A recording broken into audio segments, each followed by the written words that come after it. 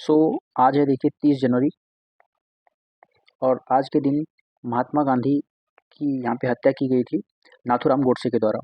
तो आज हम महात्मा गांधी के बारे में ब्रीफ क्रोनोलॉजी देखेंगे कि जब से उनका जन्म हुआ और उनके अंत तक क्या क्या घटनाएं घटी थी। अगर आप भी एक स्टूडेंट हैं या कोई एक नॉर्मल इंसान है, अगर उनके बारे में जानने में इंटरेस्टेड हैं तो ये वीडियो आप पूरा देख सकते हैं। चलिए स्टार्ट करते हैं बिना देरी के। सबसे पहले हम देखते हैं 2 अक्टूबर 1869 को गुजरात के पोरबंदर में महात्मा गांधी का जन्म हुआ था। फिर 1882 ईस्वी में 13 साल की उम्र में कस्तूरबा गांधी से इनकी यहाँ पे शादी करा दी गई थी। ठीक है। 1888 में ये इंग्लैंड पहुँचे थे और इंग्लैंड और 1893 ईस्वी में ये साउथ अफ्रीका के डरबन गए। वहाँ पे दादा अब्दुल्ला के जो कि इनके एक क्लाइंट थे, उनकी एक लीगल प्रॉब्लम थी, उसको सॉर्ट आउट कराने आए, साउथ अफ्रीका के डरबन गए थे। फिर 1893 में देखिए क्या हुआ। 1893 में इनको यहाँ पे रेशियल डिस्क्रिमिनेशन मतलब भेदभाव और ह्यूमिलिएशन मतलब अपमान का सामना करना पड़ा था, जब इनको पीटर मैरिट्सबर्ग स्टेशन पर ट्रेन की पहली क्लास से निकाल करके बाहर फेंक दिया गया था। 1894 ईस्वी में इन्होंने नटाल इंडियन कांग्रेस की स्थापना की थी। 1899 में ये सेकेंड वर्ल्ड वॉर के दौरान इंडियन एम्बुलेंस कॉर की स्थापना भी किए थे। 1903 में इन्होंने एक न्यूज़पेपर जिसका नाम है इंडियन ओपिनियन इन्होंने चलाया था साउथ अफ्रीका में। फिर देखिए 1904 में इन्होंने फेनिक्स सेटलमेंट की स्थापना की थी। ठीक है। 1904 में फेनिक्स सेटलमेंट की स्थापना इन्होंने नटाल में की थी। 1906 में इन्होंने ब्रह्मचर्य यहाँ पे करने का यहाँ पे निश्चय कर लिया था। 1908 में मंगल लाल गांधी का जो फॉर्मुलेशन सत्याग्रह था, उसी के आधार पे इन्होंने सत्याग्रह को अडॉप्ट किया था। 1909 ईस्वी में इन्होंने हिंद स्वराज्य लिखा था। फिर देखिए 1910 ईस्वी में इन्होंने टॉल स्टाफ फार्म की स्थापना की थी। 1912 ईस्वी में जो गोपाल कृष्ण गोखले जो थे, जो कि इनके पॉलिटिकल मेंटर थे, इनको हम राजनीतिक गुरु भी बोल सकते हो आप, कि कभी-कभी ये भी पूछा जाता है कि महात्मा गांधी के राजनीतिक गुरु कौन है, तो वो हैं गोपाल कृष्ण गोखले। 1915 ईस्वी में इनको कैसर-ए-हिंद मेडल से यहाँ पे नवाजित किया गया था। 9 जनवरी 1915 को गांधी जी यहाँ पे इंडिया लौटे थे साउथ अफ्रीका से, और इस दिन भारतीय प्रवासी दिवस मनाया जाता है। ठीक है। 9 जनवरी 1915 को जब गांधी जी साउथ अफ्रीका से भारत लौटे थे, इस दिन हम भारतीय प्रवासी दिवस मनाते हैं, भारतीय प्रवासी दिवस। ठीक है। 1917 ईस्वी में इन्होंने साबरमती आश्रम की स्थापना की थी। 1917 में ही चंपारण सत्याग्रह यहाँ पे गांधी जी ने किया था, और इसको फर्स्ट सिविल डिसोबीडियंस के नाम से जाना जाता है। ठीक है। 1918 में अहमदाबाद का मिल आंदोलन यहाँ पे था। ये फर्स्ट हंगर स्ट्राइक था, मतलब पहली भूख हड़ताल थी यहाँ पे गांधी जी की। 1918 में खेड़ा सत्याग्रह 1918 में चलाया गया था। इसको बोलते हैं फर्स्ट नॉन कोऑपरेशन मूवमेंट। वैसे नॉन कोऑपरेशन मूवमेंट हम जानते हैं 1920 में चालू हुआ था। फिर देखिए 1919 में यहाँ पे 1919 में सत्याग्रह यहाँ पे रॉलेट एक्ट के खिलाफ यहाँ पे इन्होंने सत्याग्रह चलाया था। ठीक है। 1919 में ही जलियांवाला बाग हत्याकांड हुआ था, या इसी को अमृतसर हत्याकांड भी बोलते हैं। 13 अप्रैल को हुआ था, 13 अप्रैल 1919 को हुआ था। फिर जो जलियांवाला बाग हत्याकांड हुआ था, इसको इन्वेस्टिगेट करने के लिए 1920 में हंटर कमीशन की स्थापना की गई थी, और 1920 में ही गांधी जी ने नॉन कोऑपरेशन मूवमेंट मतलब असहयोग आंदोलन भी स्टार्ट किया था। असहयोग आंदोलन का भी शुरुआत यहाँ पे 1920 में इन्होंने किया था। फिर देखिए 1922 ईस्वी में, ये इतना इंपॉर्टेंट है, 1922 में चौरी चौरा कांड हुआ था, हम जानते हैं, जब कई सारे पुलिस वालों को यहाँ पे थाने के अंदर बंद करके किसानों ने यहाँ पे मार दिया था। तो गांधी जी ने जो नॉन कोऑपरेशन मूवमेंट था, मतलब असहयोग आंदोलन था, उसको कॉल ऑफ कर दिया था, मतलब उसको बंद कर दिया था। तो ये भी क्वेश्चन पूछा जाता है। 1924 में हम जानते हैं कि इंडियन नेशनल कांग्रेस मतलब भारतीय राष्ट्रीय कांग्रेस हर साल यहाँ पे एक अधिवेशन दिसंबर के महीने में करती थी, एक मीटिंग करती थी, और अब की बार 1924 में गांधी जी बेलगाम में जो है कांग्रेस की मीटिंग का यहाँ पे अध्यक्षता किए थे, प्रिसाइड ओवर किए थे। 1925 ईस्वी में इन्होंने ऑल इंडिया स्पिनर्स एसोसिएशन की स्थापना की थी।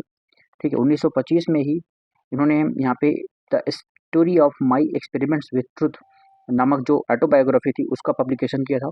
1929 में देखिए पूर्ण स्वराज रेजोल्यूशन यहाँ पे अडॉप्ट किया गया था लाहौर, यहाँ पे लाहौर सेशन में। ठीक है। अभी हम जानते हैं, ठीक है, 1929 में ही यहाँ पे मैंने बताया पूर्ण स्वराज रेजोल्यूशन के यहाँ पे अडॉप्ट किया गया था लाहौर कांग्रेस की कांग्रेस का जो है लाहौर सेशन था उसमें। और हम जानते हैं कि इसी दिन मतलब 1929 में ही 26 जनवरी यहाँ पे जो दिन था, इसी दिन यहाँ पे पहली बार भारतीय झंडा लहराया गया था रावी नदी के तट पर। और इसी डेट को यहाँ पे रख करके हम जानते हैं अभी जब 26 जनवरी हमने मनाया था, तो ये डेट इसी वजह से इम्पोर्टेंट है। ठीक है, 1930 में दांडी मार्च आया था। ठीक है, 1931 में गांधी और इरविन का पैक्ट यहाँ पे साइन किया गया था।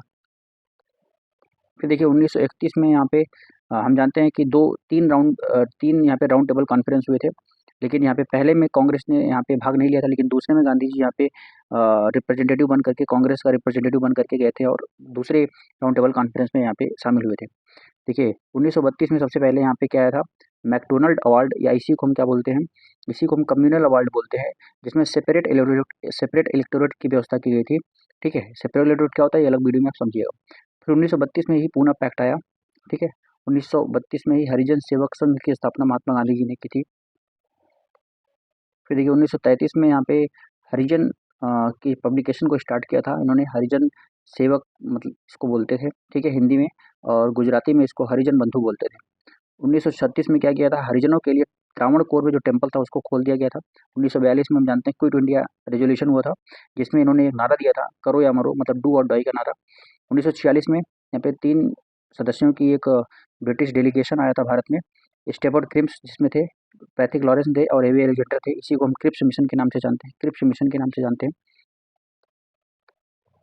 फिर देखिए 1946 में जो कांग्रेस वर्किंग कमेटी थी, इन्होंने रेजोल्यूशन को अडॉप्ट कर लिया कि हम कॉन्स्टिट्यूएंट असेंबली यहाँ पे क्या करेंगे, फॉर्म करेंगे संविधान को बनाने के लिए। 29 जनवरी 1948, ये डेट के लिए ये वीडियो आज बना रहा हूँ मैं, ये डेट इंपॉर्टेंट है। इसी दिन क्या किया, जो गोडसे थे, नाथूराम गोडसे, इन्होंने गांधी जी की हत्या यहाँ पे कर दी थी।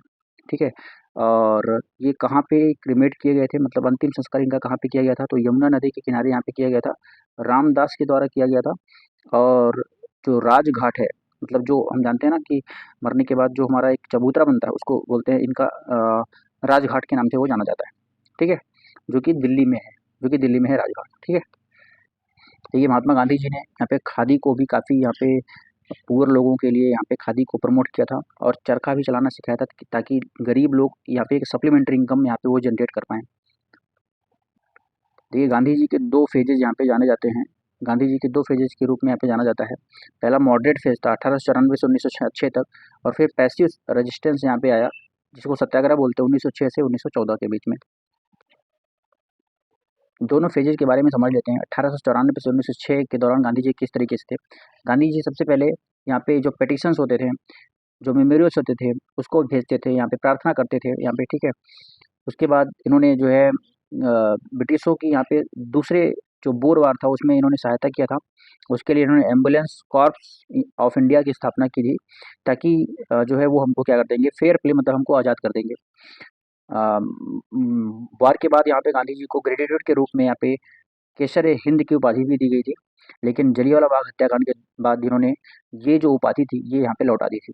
ठीक है, इसी फेज में गांधी जी ने यहाँ पे नटाल इंडियन कांग्रेस की स्थापना की थी, सेटअप किया था, और इनका एक न्यूज़पेपर जो था इंडियन ओपिनियन, ये भी यहाँ पे इसी फेज में आया था। अब बात करते हैं 1906 से 1914 के बीच में जो फेज, उसमें इन्होंने क्या किया गया था। सेकंड फेज में गांधी जी ने सत्याग्रह का यूज किया था, जो कि एक पैसिव रेजिस्टेंस था, सिविल डिसोबीडियंस का यूज भी किया था यहाँ पे।